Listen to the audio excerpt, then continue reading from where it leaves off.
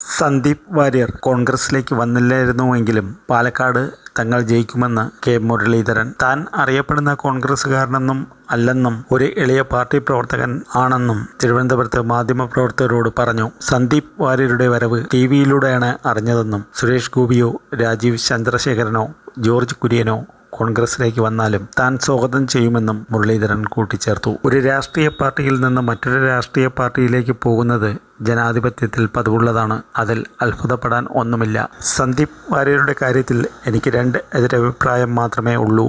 ഒന്ന്, അദ്ദേഹം ഗാന്ധി വധത്തെ ന്യായീകരിച്ചു. രണ്ട്, രാഹുൽ ഗാന്ധിയെ വ്യക്തിപരമായി വിമർശിച്ചു. വിമർശനം രണ്ട് തരത്തിലുണ്ട്.